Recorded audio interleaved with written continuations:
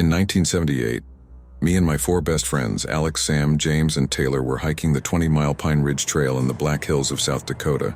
There were bright flashes of red in the sky. It's as if someone was waving around a flare light from space, faint but noticeable. We all made UFO jokes and laughed as we nailed our tents into the ground. I knew for sure that there were 5 of us. We have all been friends since early middle school, and we're celebrating our high school graduation with this getaway camping trip. The flashes of red must have stopped randomly as we made conversation while fixing up our tents. Dave managed to put his tent together the fastest and told us he was going to find some branches for the fire. I remember how he had worked with me at the local gas station last year. We used to do the night shift together, and it had made working at a desolate gas station much more fun than it was supposed to be. There was also Eric in the corner, still reading his tent manual, fidgeting with his signature round glasses. I wasn't as close with Eric as I was with the others, but I still remember sitting with him in math class and copying his homework one time. Ava was also there talking with Sally, my cousin. Both had decided to team up and work on one tent at a time. I also have clear memories of them, hanging around at school in our usual places. In fact, I even knew Ava's younger brother, as he used to beg to go with us wherever we went. I bring all this up because I'm sure that there were 5 of us, including me, and that I knew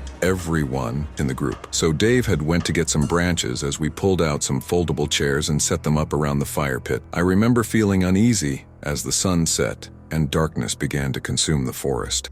The shadows of trees elongated around us as the minutes ticked by. Eric went to get a flashlight from his bag while we wondered what was taking Dave so long. He appeared soon after, the harsh rustling sounds of the bushes signifying his return. We were all buried in our chairs at this point, covered by our jackets. The temperature had dropped quickly, and a slight breeze was beginning to pick up. "Geez, you guys weren't even bothered to pull out a chair for me," Dave said as he arranged all the branches in the pit. We had set up 5 chairs around the fire. I tried to rationalize the situation, but no matter how hard I focused, my head felt like it was underwater. I had perfect clarity up until that moment, but when I tried to focus on why 5 chairs were occupied when Dave hadn't sat down yet, my head seemed to just stop working, as if something was reaching in and pulling out my thoughts. Instinctually, I felt even more uneasy now, and I had placed why. The whole forest had gone dead silent. I looked around at the faces of the others and could tell that they had felt the same. Eric was fidgeting with his fingers, trying to scan around the group and spot the extra person, but it was futile. I scanned every face, each etched in worry and frowning in frustration, except for,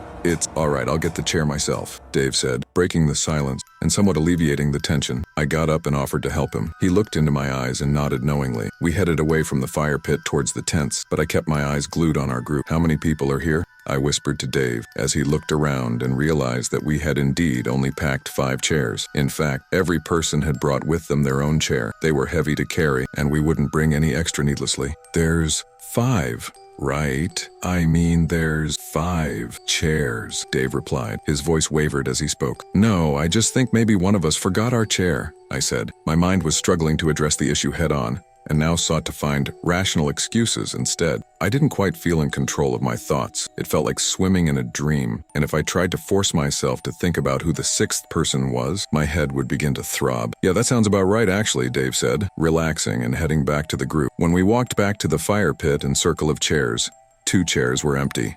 1 for me, and 1 for Dave. Everything was adding up now, even though we all agreed it wasn't before. Sally suggested we were all probably tired after the long hike to get here and probably just needed some sleep. She could have been right. We were all sleep deprived from waking up very early today to make it on time. Ava brought out the drinks. The whole 6-pack was emptied. We all moved closer to the crackling fire for warmth as we took sips from our cans and reminisced on memories of last year. Ava was in the middle of telling us about that one time she was home alone with weird things happening in her house when I got these sudden chills, despite the pleasant warmth of the fire. What felt cozy and safe moments ago felt wrong now, all because I realized that there was a crucial detail I missed. "Who started the fire?" I asked, completely interrupting Ava in the middle of her story and breaking everyone else's immersion. Everyone looked momentarily annoyed until they realized they had no answer. Once again, I scanned the faces staring back at me, all barely illuminated by the light from the fire, all familiar and pale from fear. "Wasn't it you, Dave?" Eric asked. Dave shook his head. "I think the person standing behind Jenny did it," Sally said, looking over at me. I whipped my head around so quickly, it hurt. My heart was pounding in my ears. There was nothing behind me except for the encompassing darkness of the woods. Staring at those tall, dark trees behind me made me feel exposed. I felt like a lost bird in a vast field. "Wait, I mean, I don't know," Sally said. Her eyes had gone wide and she was shaking visibly. She continued to look around frantically as Ava moved over to her, placing her hands on her shoulders and trying to calm her down. "I think we should leave this place," Ava stuttered. "Yeah, something just doesn't feel right, but I can't put my finger on it," Dave said. "But it's so dark out in the forest now, we'd probably get lost if we leave now." Someone else said, "Yeah, I think we should stay the night and leave as soon as we can tomorrow." Eric agreed. I tried to protest but realized Eric was right. The woods harbored an oppressive darkness within which navigation would be near impossible. "Let's not sleep in our separate tents just to be safe," Sally said. We all agreed. We only brought one-person tents with us, but we could squeeze two if we tried. That way no one would be alone at night. Following this conversation, we all got up and made our pairs.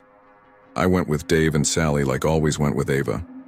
Eric kept complaining that he didn't have a pair, but we reassured him he did. He wouldn't accept it. I feel like at some point, we all realized that there were only 5 of us, and suddenly we were all huddling up in the middle of the clearing. "Why do we keep thinking there are 6 of us here?" Eric asked. Sweat was dripping down his face despite the cold. We had nearly left him all alone on his own under the assumption that there was another person. My stomach turned as I squeezed my eyes shut and tried to mentally recap everyone here. My head throbbed, but I kept pushing it. "There's me, Dave, Eric, Ava, Sally, and..." I was pointing at each of them as I said the name. I retched and emptied the contents of my stomach on the ground when I got past Sally. The left side of my head felt like there was a knife stuck in it. My vision was blurry. Dave held me up to stop me from collapsing, and we all wordlessly started to move towards the tents as someone put the fire out. Dave helped me into a tent while the 4 outside discussed what to do.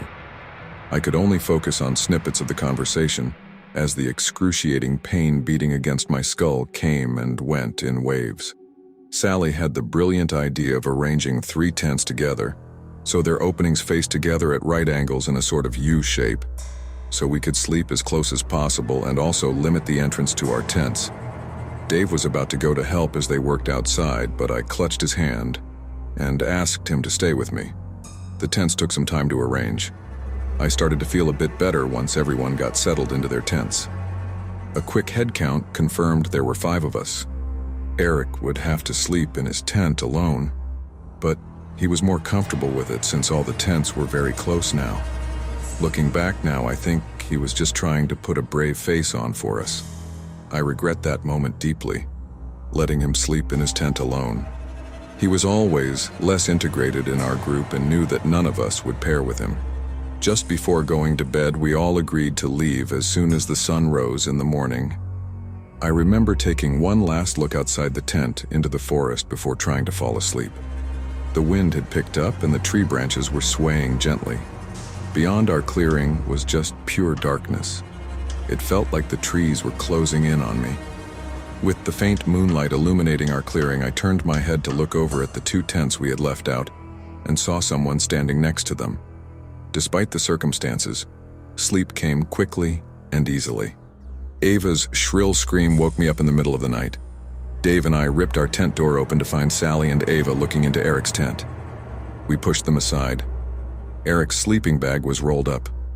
He was still inside it, his head in the center, face contorted in utter agony.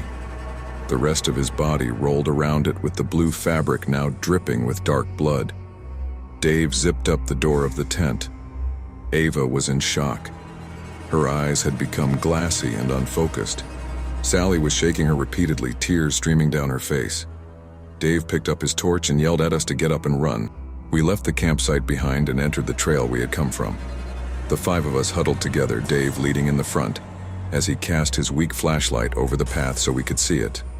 All we had to help us get through this 2-hour trail was a small white circle of light. Even the moon failed to illuminate our surroundings through the dense foliage. Ava tripped and fell, twisting her ankle. We came to a stop. Someone said they knew how to splint it so we could keep going. They dragged her into the woods instead. It happened too quickly for any of us to process. Sally was about to run after Ava when Dave held her back.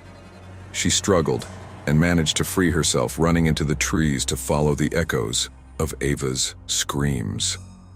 I was about to run after her, but Dave held me by the shoulders and shook me hard. "We need to get out of here, Jenny, please," he said. I hesitated but jolted into motion again when Sally's voice was cut off abruptly.